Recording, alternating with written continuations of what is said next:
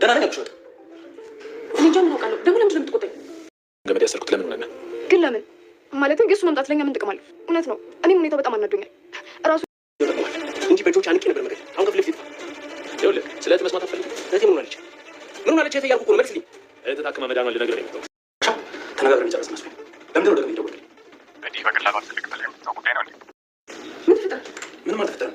ቆይ ለምን የተፈጠረው ነገር አትነግረኝም? ምንም ቢሆን እኮ እኛ ተነጋግረን መፍታት እንችላለን። ቤዚ፣ የኔ ደስታ በማሸነፍ ውስጥ ብቻ ነው። አንቺስ? እኔ እንጃ።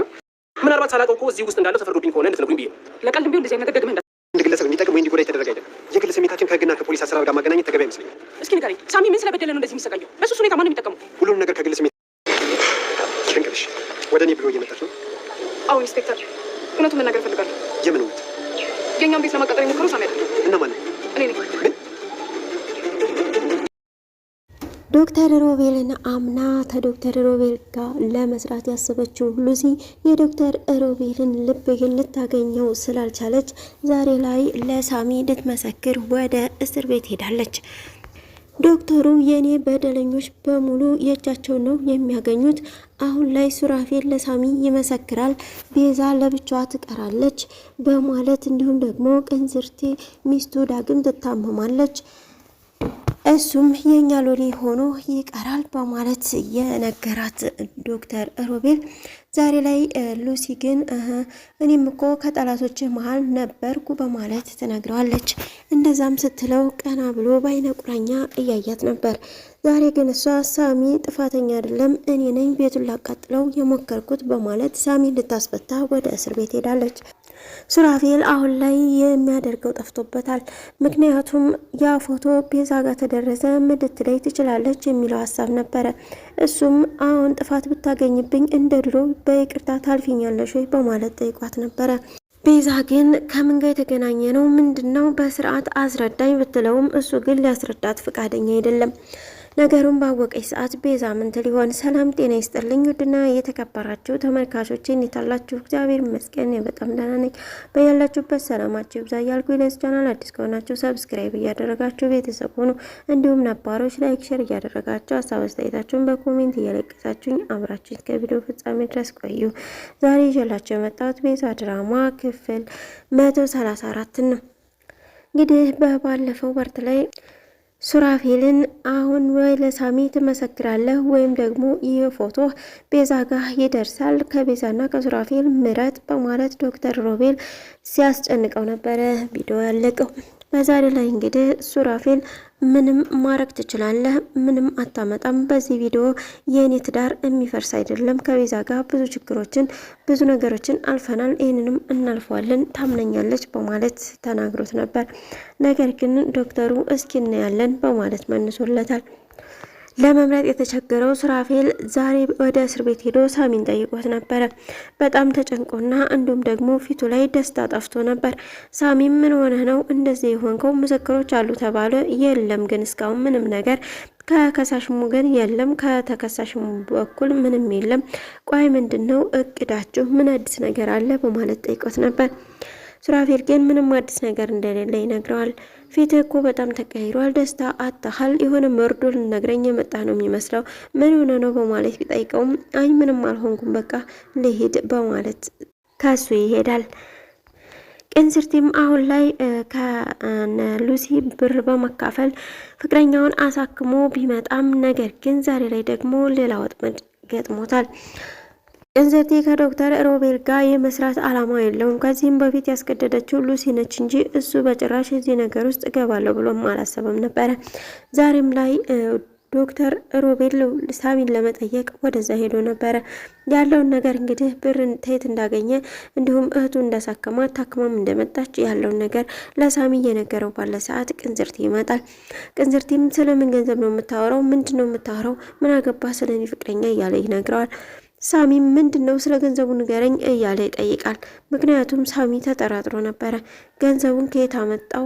ማን አበድሮት ነው እሷን የሚያሳክም ገንዘብ ያገኘው በማለት ሳሚ ጥርጣሬ ላይ ነው። ንገረኝ እያለ ቢነግረውም ነገር ግን ምንም ቀፋጥረው አንተ ሰውዬ ሲጀመር ሳሚን ለመጠየቅ አንተ ለመጣህ እዚህ በማለት ዶክተሩን እንዲሄድ ያደርገዋል። ቅንዝርቴንም ደጋግሞ ምንድነው ሊነግረኝ የፈለገው የተደበቀ ነገር አለኝ ማላቀው ነገር አለኝ በማለት ቢጠይቀውም እሱ ግን ምንም ነገር የለም ይሄ ዝም ብሎ እኮ ነው አልኩ እኔን አታምነኝም እንዴ በቃ እኔን ሰማ እሱ እኮ ጠላት ነው ምንም ነገር ሊዋላ ይችላል በማለት ሊያስተባብል ችሏል።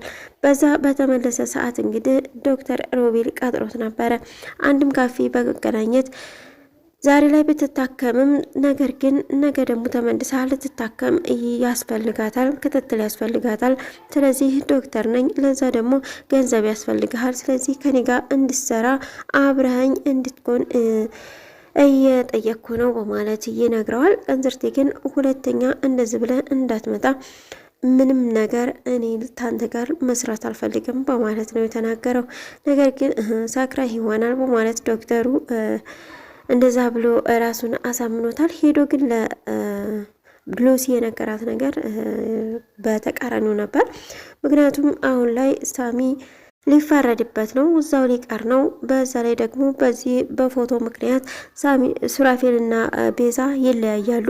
ሉላም ጥላት ትሄዳለች። ስለዚህ ጠላቴን በበቀል አሸነፍኩ ማለት ነው በማለት ይነግራታል። እኔ ላይ ያደረጉት አንዳች ነገር በሙሉ የእጃቸውን ነው የምሰጣቸው በማለት ይነግራታል። እንደዛ ማለት እንዴት ነው ነገሩ ምን ልታደርግ ነው በማለት ትጠይቀዋለች። አልገባኝም እንዴት ነው እንደዛ የሚሆነው? ቅንዝርቴ ፍቅረኛው እንዳዲስ ትታመማለች። ቤዛ ሁሉንም ሰው አታ ብቻዋን ትቀራለች። ሳሚም እዛው ተፈርዶበት ይቀራል።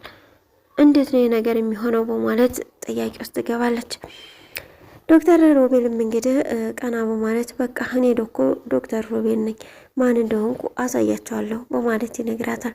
እሷም እኔም እኮ ከነሱ ውስጥ አንዷ ነበርኩ በማለት ትነግራለች። እሱም ግራ ይጋባና ቀና እያለ በቁጭት ያያታል።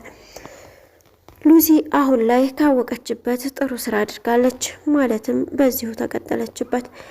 ሳሚን ከዚህ ብታስወጣው ጥሩ ነው። ነገር ግን ብታስወጣውም ያው እሱን ሊለቃት አይችልም። ምክንያቱም የሰው ብር ወስዳለችና ምናልባት ግን ብሩን ይዛ ተመልሳ ልትመጣ ትችል ይሆን ወደ ሳሚ ጋር። ያ ደግሞ እንዳይሆን ልጁን አስወርዳበታለች። ቤዛ አሁን ላይ የሱራፌል መቀያየር እጅግ ግራ ገብቷታል። ምን ሆነ ነው የተፈጠረ ነገር አለ ወይ ብላ ብትጠይቀውም እሱ ግን ሊነግራት ፈቃደኛ አይደለም። ችግሮችን እስካሁንም እኮ ተነጋግረን ፈተናቸዋል። ስለዚህ የተፈጠረ ነገር ካለ ንገረኝና ችግሩን አብረን እንፍታው በማለትም ቤዛ ጠይቀው ነበር። ሱራፌል ግን ሊነግራት ፈቃደኛ አይደለም። ወደ መኝታ ቤትም በሄደ ሰዓት ኪሩቤል ስልክ ይደውልለታል። ሲያወራ እጅግ በጣም እየጮህና እየተናደደ ስለነበረ ቤዛ ትመጣለች። ቤዛም ድምጽ እኮ እስከዛ ነው የሚሰማው ምን ሆነ ነው በማለት ጠይቀው ነበረ። ታምኘኛለሽ በማለት ይጠይቃታል። ምን ማለት ነው ምን የተፈጠረ ነገር አለ በማለት ትነግረዋለች። ከገንዘብ ጋር ሰው ለመጉዳት ሞክረሃል ምን ችግር ነው የተፈጠረው በማለት ስትነግረው ገንዘብ ስላለች ብቻ ለገንዘብ ነው በሚለው ሀሳብ በዚህ ውጭ ሊበቃ ብቻ መሆን ፈልጋለሁ በማለት ያስወጣታል። ነገር ግን ከሌላ ሰው ተምትሰማ ዛሬ ላይ እውነቱን ነግሯት እውነቱ ቢወጣና ብትጋፈጠው ጥሩ ነበረ። ሉላ አሁን የፖሊሱን የእህት ልጅ ለማሳከም ፕሮግራም ሁሉ አልቋል። አሁን ላይ ጨርሳለች በማለት ይነግራታል። ለሕክምናም ዝግጁ ናት ማለት ነው። እጅግ ደስ ብሏት አይ ደስ ይላል ነገ ወደ ፖሊስ ጣቢያ ስለመሄድ ሳሚን ለመጠየቅ እዛ እንገናኛለን ትለዋለች። እዛም በሄደች ሰዓት ሳሚን ጠይቃ ከወጣች በኋላ እሱ ላይ ነበር እንግዲህ የጮኸችበት። ምስክር የለ ምን የለ ይሄ ልጅ ለሳምንት ማሰር ምንድን ነው ይሄ ነው ስራህ በማለት እንግዲህ በልህና በቁጣ ልትናገረው ችላለች። አትቆጪ ተረጋግተሽ አውሪ በማለት ነበረ ሊያናግራት የሞከረው። እሷ ግን ጥላው ሄዳለች። በሄደች ሰዓት እንግዲህ ሉሲ መታለች። ሉሲም እኔ ነኝ እሳቱን ላቃጥለው የሞከርኩት በማለት ነው የተናገረችው። ሳሚ በቀጣይ ይፈታ ይሆን አብረን የምናየው ይሆናል። እስካሁን አብራችሁ ስለቆያችሁ እጅግ በጣም አመሰግናለሁ። ለዚህ ቻናል አዲስ ከሆናችሁ ሰብስክራይብ እያደረጋችሁ ቤተሰብ ሁኑ። ሰላም ለሀገራችን፣ ሰላም ለሕዝባችን ይሁን።